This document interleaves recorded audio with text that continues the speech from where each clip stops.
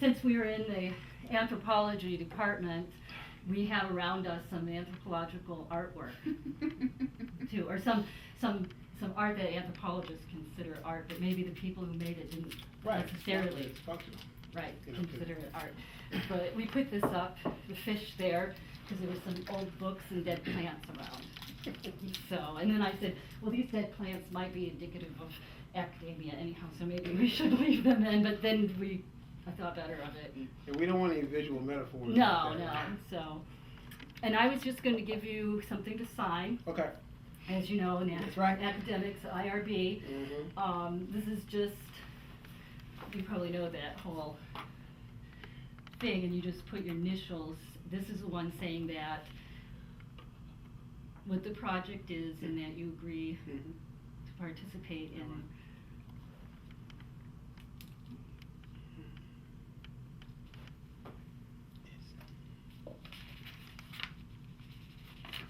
Oh, I'm sorry, is that one dead? Okay. Yeah, just needed some attention. Mm-hmm.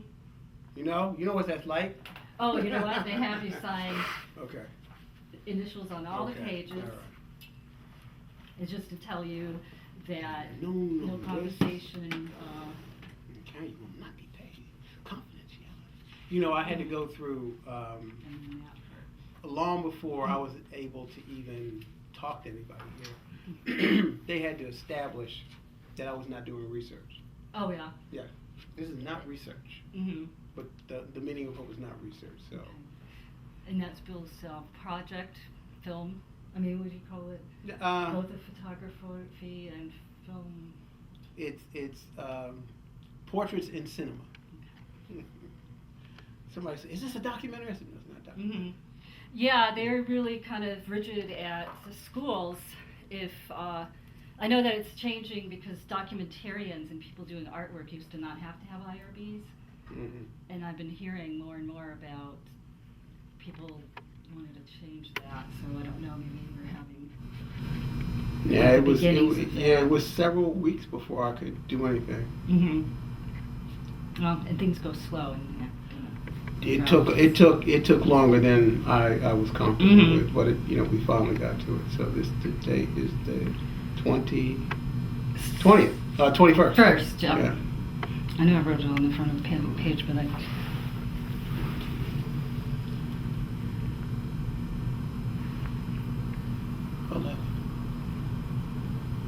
Everybody's having fun with 11 and 11 on it.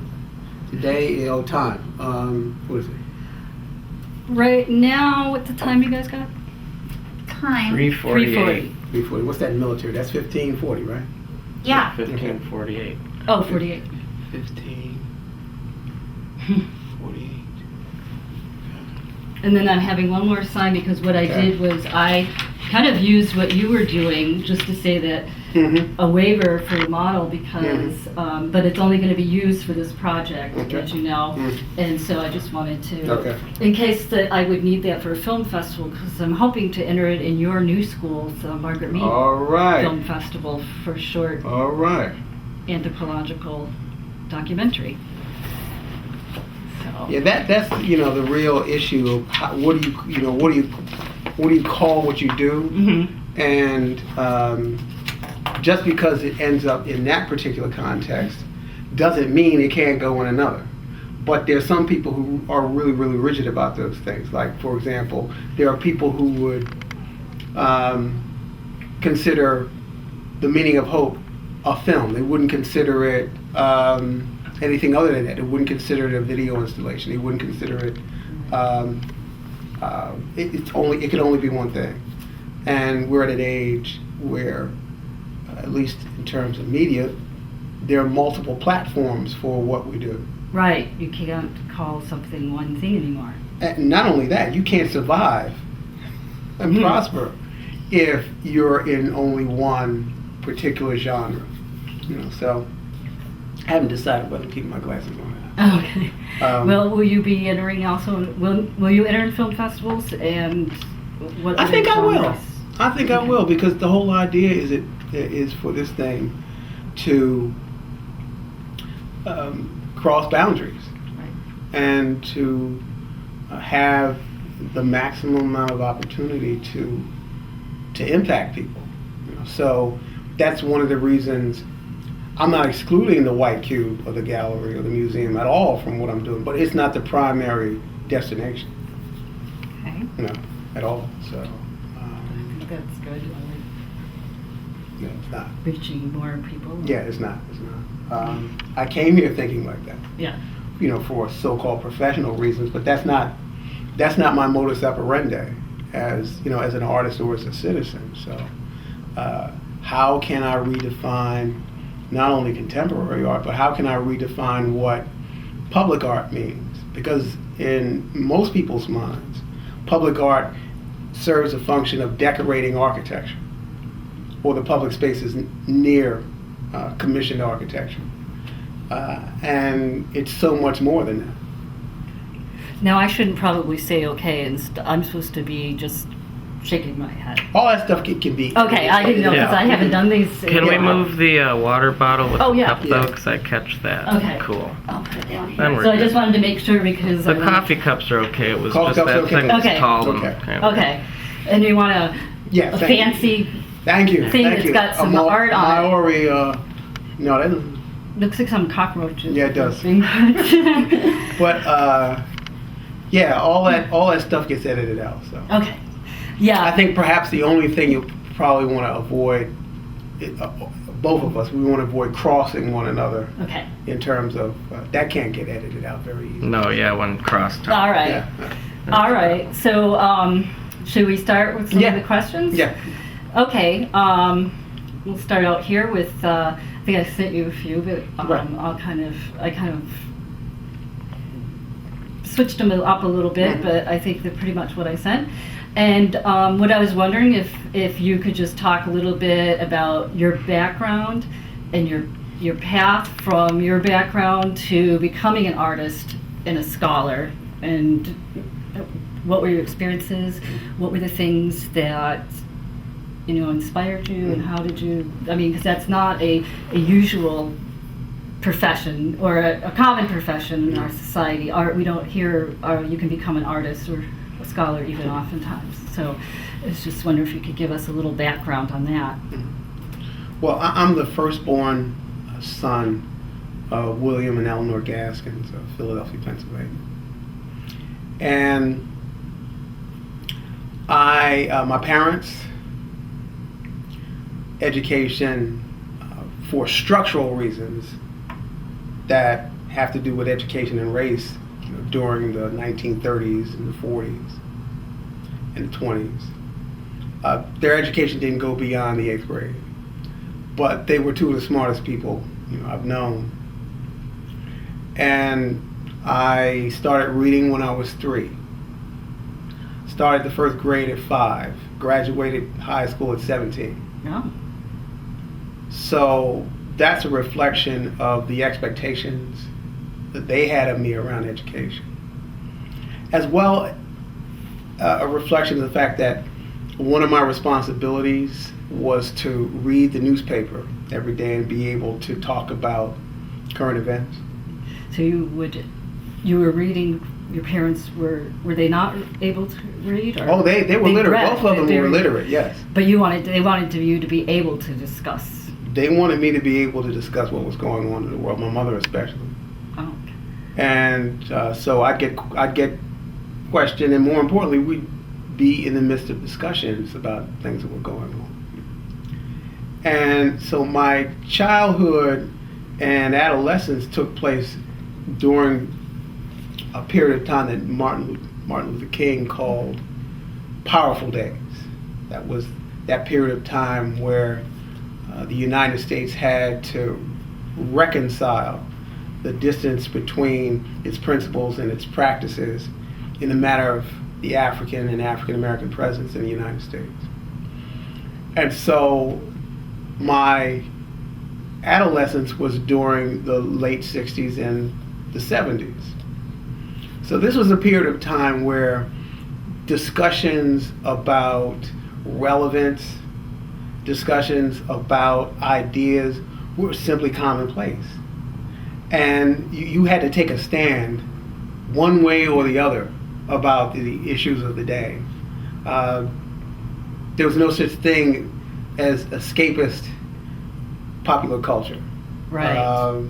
Yes, there were, the sitcoms, but there were only 4 television stations at that particular time. The big 3, NBC, CBS, and ABC, and, your local stations. So you really, we read a great deal. And so I was in the realm of ideas from an early age. And something bigger than me came along and had me make a commitment to the arts. I was 14 years old when I decided I wanted to be an artist. And of course, I had to address and face some pretty rigorous questions that influence what I do to this day. Why are you an art? How are you going to sustain yourself and your family through the arts? How are you going to be relevant as an artist? Because during the 70s and the late 60s, the operative word in question was relevance. Are what you doing, or is what you're doing relevant? And how was I going to make a difference in the world as an artist? So you from an early time of thinking about art, thought of yourself as using your art in the world to actually make difference. Not that was important grounding for you. It then? was not. It was not an escapist Okay. activity for me. It was it was clear to me that it was about engaging, because somewhere along the line I understood that the people who were successful at whatever they do,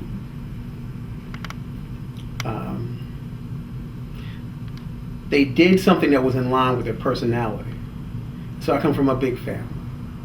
And so the idea of being social is central to my core being.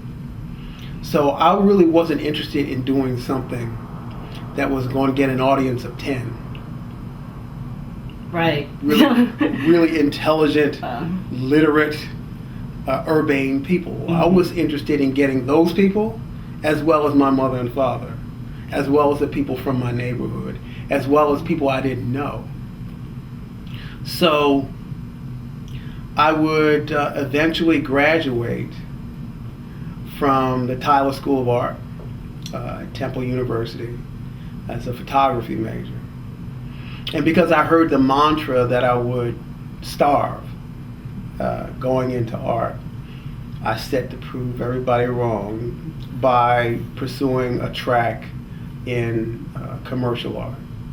And I became a freelance photographer in Philadelphia and had some pretty significant experiences professionally. But the challenges of commercial photography are redundant and didn't really stimulate or challenge me in ways that were important. I had developed the ability to get other people's point of view and message across. And I was approached by one of my mentors, Dr. Noel Mayo, who's an industrial designer. And in the fall of 1989, he was named the eminent scholar in art and design technology at The Ohio State University. He had asked me to consider going to graduate school at The Ohio State University. And I was in the midst of a campaign for my business in Philadelphia. Mm-hmm. At the same time, he approached me with this proposal. So within the first month of the campaign, where I got responses from every major design firm for which the campaign was targeted in Philadelphia, but got spurned by them when I walked through the door, and they did not expect an African American to be represented by such a sophisticated marketing campaign. This was in 1990. 1990. 1990. Okay.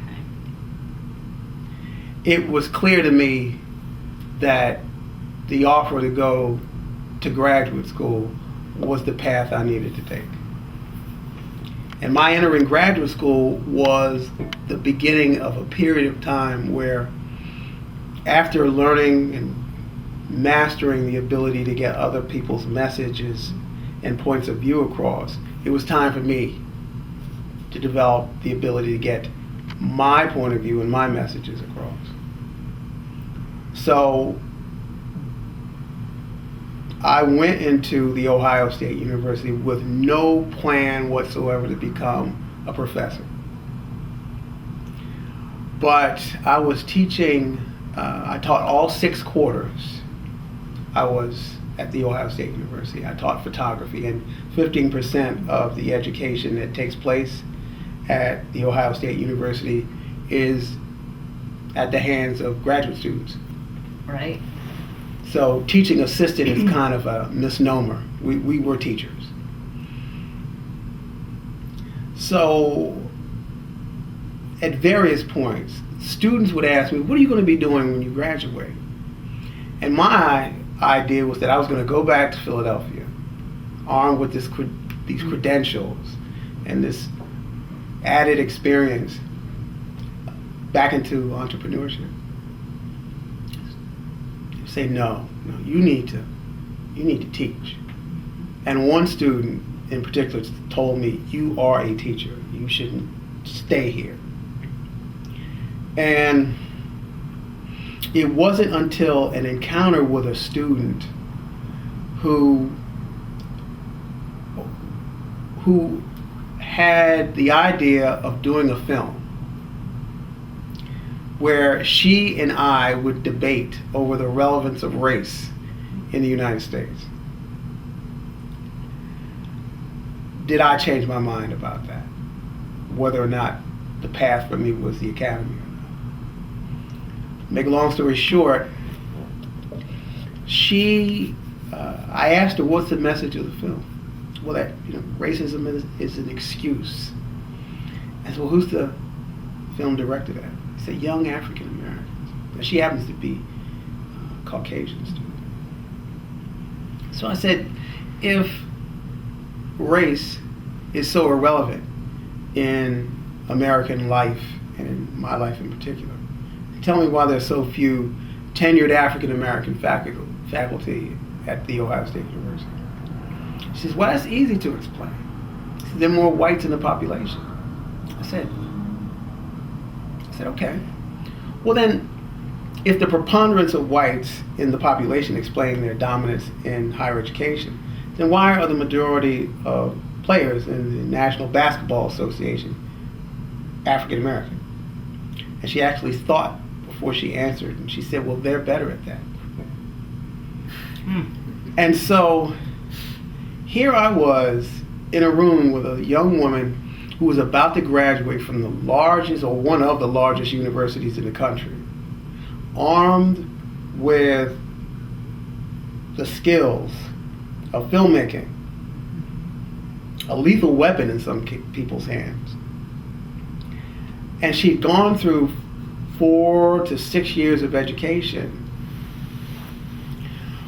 walking out with these 19th century ideas about who's intellectually superior and who's intellectually inferior. And the voice went off in my head. What are you going to do about this? And that's when it was clear that I needed to listen to my students, most of whom were white students from farm towns in Ohio, like Reynoldsburg and Gahanna and Mansfield, where the Klan chapter is. These young white students were telling me and giving me agency as a professor. Do you think that you changed attitudes? As you were saying, these were rural white farm kids coming in, and did they expect an African American professor? No, they then- didn't. And then when they encountered you, were they expecting you to perform in a certain way, and they didn't think? And then you came in and you were, brilliant, and you changed their views. Did that maybe change their ideas about race, do you think? I crossed her. So Oh, no. Why don't you ask the question again? Okay. Yeah, I crossed you. So I'm sorry. Okay. What I was wondering is, like, when you had talked about the population of your students Mm-hmm. being a lot of rural white students from around the Ohio area, and they were the ones they were very encouraging you. That was your path, that you are their teacher, you are a teacher that you need to teach. Did you feel like you had changed their attitudes through your teaching abilities and on race just right then? Because did they have attitudes as this girl did that wanted to do your film with you maybe, and Perhaps. I mean, I think the Changing. thing that makes it difficult for me to answer that question affirmatively, I may have changed their attitudes about this particular African American. I don't know if I changed their attitudes about all African Americans. right? You hear that a lot. People say that. Well, I like that person. They're different, Mm-hmm. with whatever group, Right, exactly. essentially. Mhm. Okay. Now, you were in Philly, said growing up. Did you want to say anything more? Well, about the path continued the path? from that moment, Okay. because I was in an MA program in the Department of Photography and Cinema at the Ohio State University. As a matter of fact, I was one of the last class to graduate from that program, because they disbanded it after 1992 when my class left. And so that meant for me to have a professional path within art and design education. I had to get the MFA. So I 1993, I entered the Maryland College of Art, Maryland Institute College of Art, in their graduate program in photography. And from there, when I graduated in 95, I started teaching at the School of the Art Institute of Chicago. That's nice. And got recruited from the university, from the School of the Art Institute of Chicago by the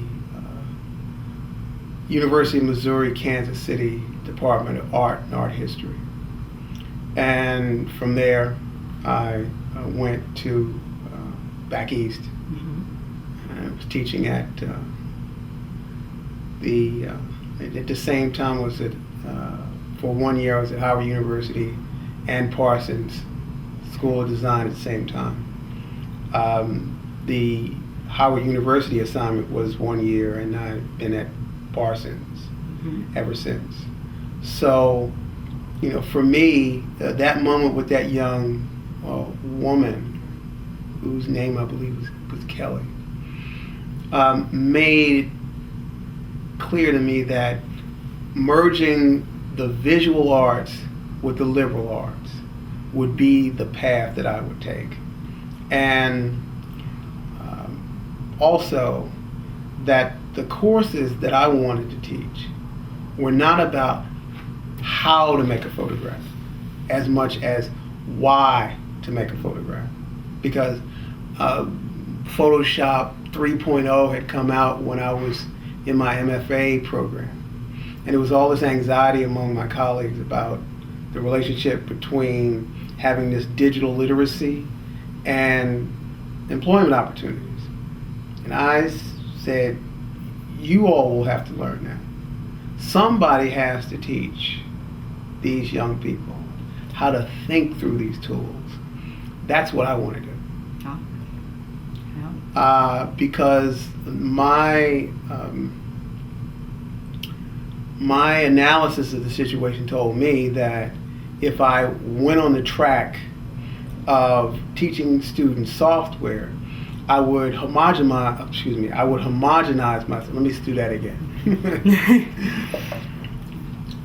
My analysis taught me that if I homogenized myself among the faculty who were teaching students software, I would be one of thousands of people doing that, as opposed to one of hundreds teaching people how to think. And I am thankful for the support I've had from the administrations I've been associated with in my career that provided me the opportunity to do that, understanding not only my strengths in doing that, but the response of students to that pedagogy. So what began in North Philadelphia with my parents and my friends and teachers who helped me understand that it was important to know what ideas are. Mm-hmm. That has carried over into my presence as an artist in the academy.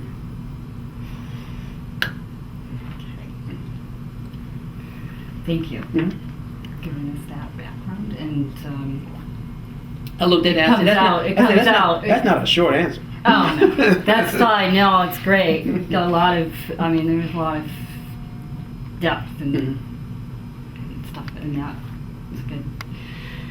So let me see. I'll move over to another one Mhm. for you. Let's see. Well, I had thought about. I know that you had come here. You were brought here as a resident scholar. Am I correct? Or what was the official? I was the Elaine Jacobs Endowed Chair in Visual Art Okay. in the James P. Duffy Department of Art and Art History at Wayne State University. Okay. And then that was, you were coming here as a one-year assignment when you. It was for the spring semester. Oh, okay. And how long have you been here now? I've been. It's funny. I took a hiatus Mhm. in the summer between June and September, really, and I returned in October as a courtesy appointment in the Department of Art and Art History to complete the work on the meaning of hope. So when you first came in, what were your images? What were your thoughts, anticipation, fears about, coming in and how did coming here? Is that when you decided to make the film, or on Hope, or was that already percolating and you came to Detroit and there was something about being here that gave you a push or gave you, a desire or inspired you in any way to move on with the idea that you had on that? Well, let me ask let me answer the perception question first.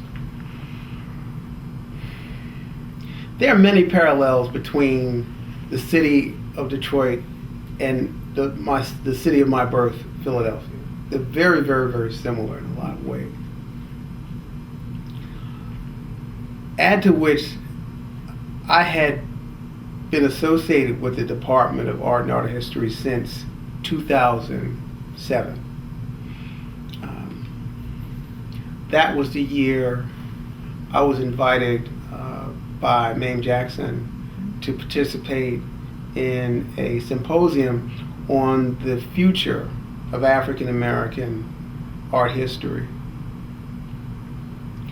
And it was on that occasion that the question was brought to me if there were an opportunity, at least in terms of funding, for visiting artists to come to teach in the department, would I consider a residency here? And I said, without a doubt, I'd come. And so the following year, spring of 2008, I was invited to come and give a talk about the work that I do. And it was, I was here for 4 days. So it was basically cultivating the conditions for the people who had to make a decision around who this person would be, that gave them an opportunity to see who I am and what I do. And that led to 2 years later, 3 years later, to the appointment by the art department to the Elaine Jacobs chair. And I came here with the idea of doing the Meaning of Hope. And it was based on two things. It was based on,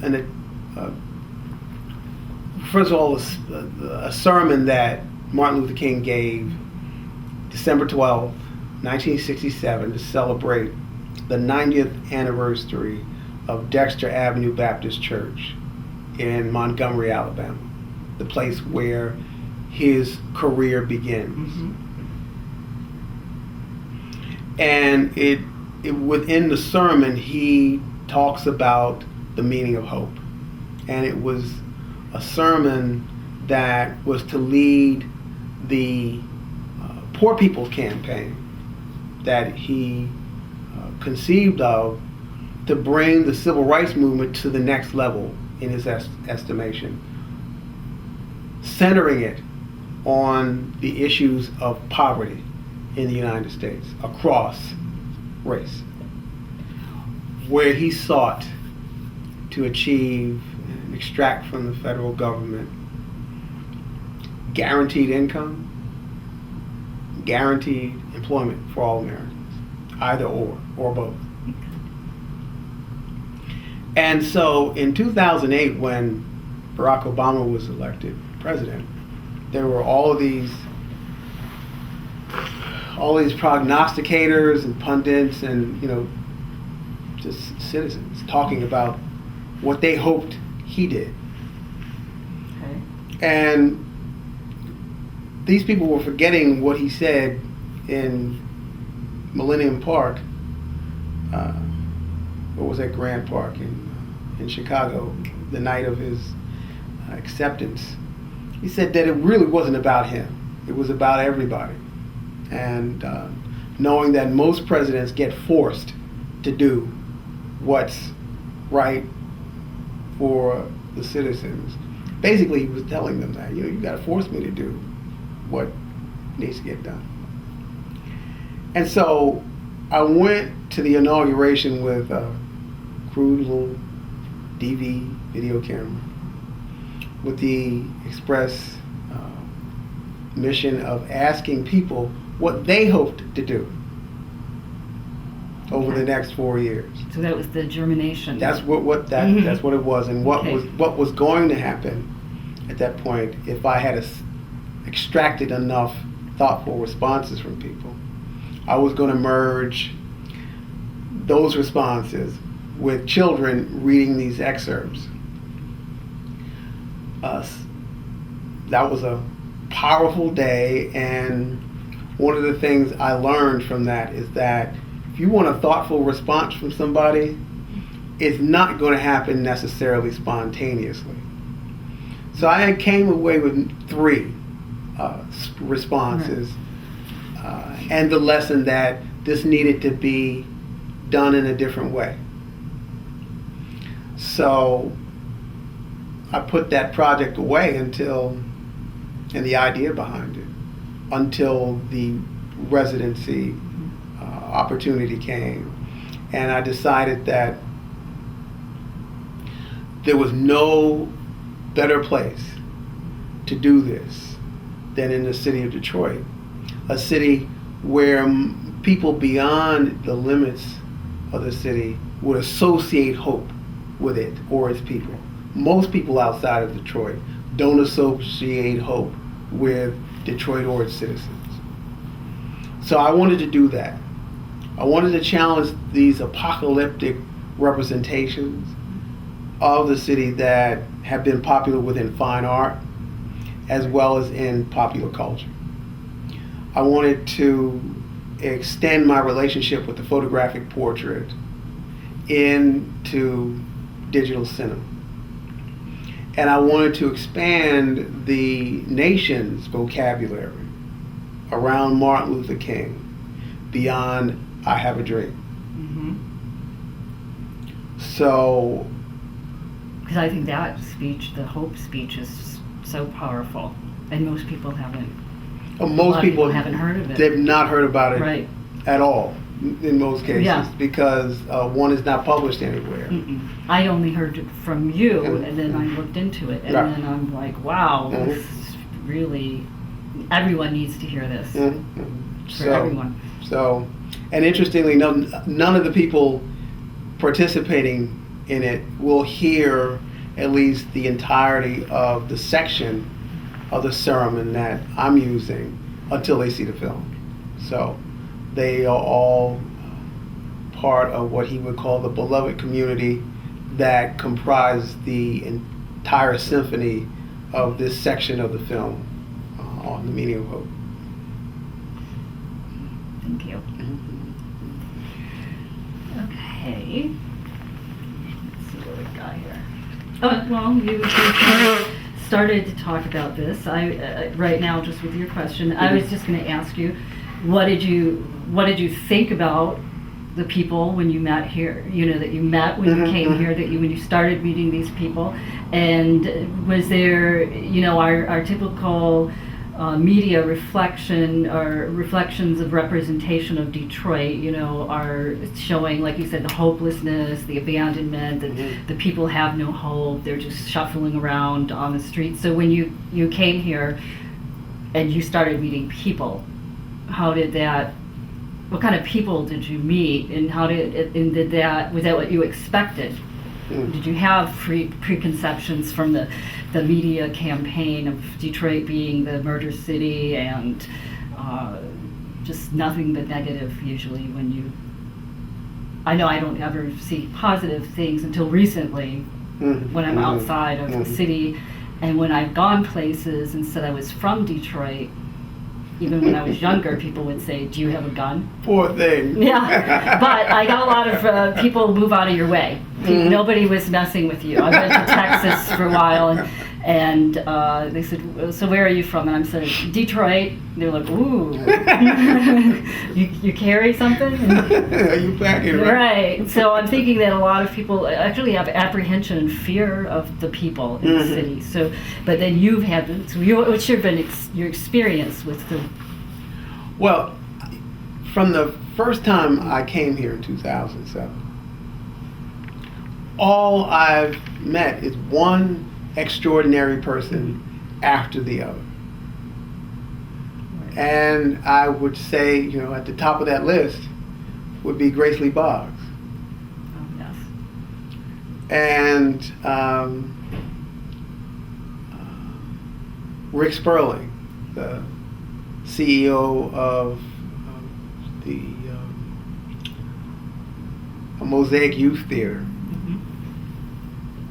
Rick Sperling, the CEO of Mosaic Youth Theater. Okay.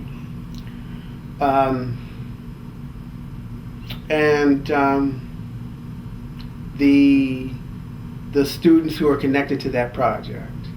Alice Smith, a faculty member here who also is connected to an organization that's around providing a place for youth in this city to hope. And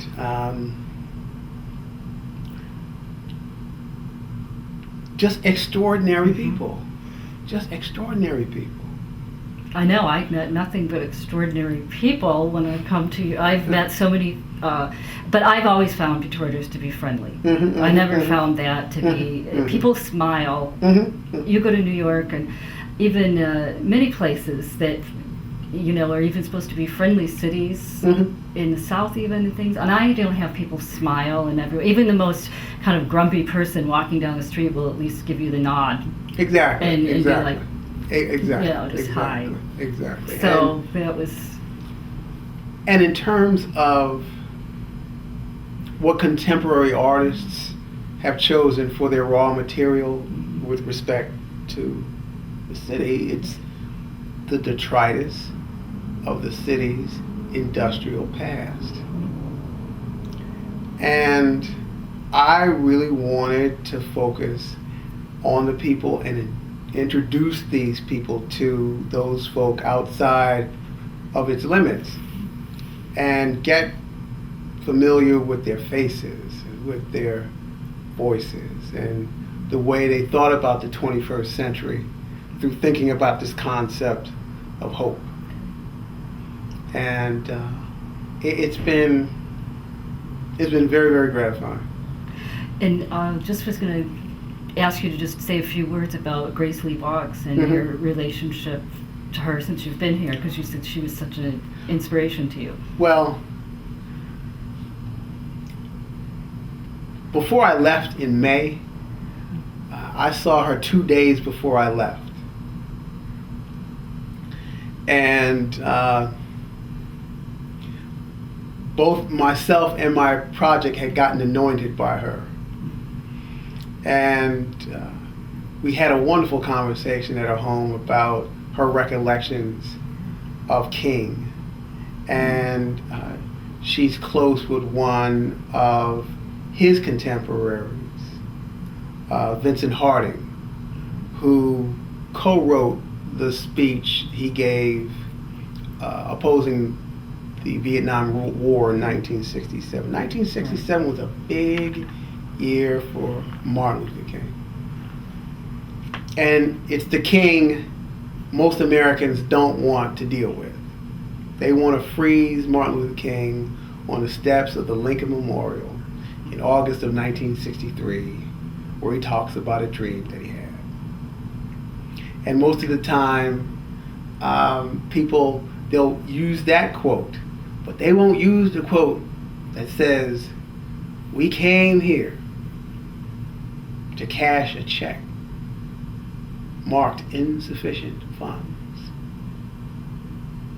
In the matter of the rights that should be accorded all Americans, but weren't accorded then Negro Americans.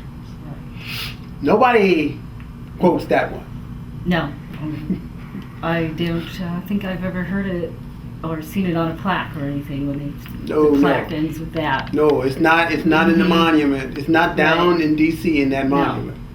No. So there is a decaffeinated version of Martin Luther King that most Americans have. And I want to do something about that through this project. And so hearing that, she was quite gratified by it, and decided to be part of the project. She's amazing. Yeah. Only met her once, but And again, the thing that amazes me about her, aside from her vitality at 96 years young, is the record she has of critiquing herself and critiquing and challenging her own points of view. Something that, very few people do, especially people who consider themselves true believers. And it's a supreme gift to have had that opportunity and that contact with her, because I did not expect that, and to be introduced to the legacy of her late husband, James Boggs. She affectionately calls Jimmy. You do not spend time with Grace Lee Boggs without knowing Jimmy Boggs. If not, to not sound blasphemous here, to know the wife, you have to know the husband. That's how she feels. So, I'm sorry now. Oh, take your time. This all gets cut up. Yeah. Yep. Yeah. We don't have to be. Chop, chop. Okay. We don't have to be. Here, we'll do it formal again. Have a drink yours yeah. too. And, Oh yeah, here, let me reach over and get mine. Oh, okay, yeah. Yeah, they You need guys help. can continue going. They need a break too. Do you guys want more tea? Oh, I'm good. You guys Yeah. good? Mhm. Yeah. Oh, I We got about 15 minutes left of this tape, and then I'll have to say it's time to change the tape. Okay, 15? Yeah. Okay. I've got lots more tapes. But Okay, don't worry good. about that. I just had, I'll just, from what you just, when you just were talking about Grace Lee, and then you were talking about, you know, the other, king, Mm-hmm. he was starting to critique himself in a way, because he was starting to look at the bigger picture, and he wasn't allowed to continue that critique, though. No, he was not. In fact, SCLC, the Southern Christian Leadership Conference, which he was a founding member of, was not in support of his opposition to the war, was not in support of his desire to expand the civil rights movement into issues of structural inequality and injustice, beyond the struggle that African Americans had. He wanted to go into the issue of poverty in America. And what this country has been especially adept at is hiding poor white people from public view. And I think a symptom of a white supremacist view of the world is that many of those white people have hidden themselves. And because how do you explain being white and poor in America if you are supposed to be descendants of a superior species? Most of these people get castigated into groups we know as poor white trash. But they are nothing more than the detritus of democratic capitalism, and which requires somebody being on the bottom. And he knew that. He knew that. King knew that. And he counted them along with his black brethren and sisters in those people who were both counted and uncounted as poor in America. And he said we have 35 to 50 million people who are living below the poverty line. He said, now something's wrong. And that was in what year? 1967. So we know the numbers now. Mm-hmm. We know the official numbers, but the unofficial numbers are huge. And we have come to accept homelessness in the United States. We've come to accept just egregious poverty. 21 or more % of children in the United States are living in poverty. And too many people are ascribing that to their lack of willpower, their lack of initiative, when it's simply not true. Unfortunately, it's people often that are just barely above their heads above it, trying Right. to disassociate Exactly. from You that.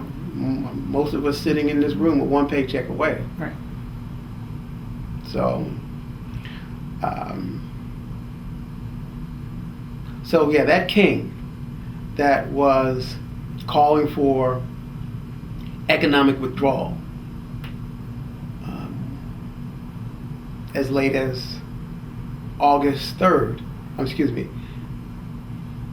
that king that was calling for economic withdrawal as late as April 3rd, 1968, the night before he was assassinated.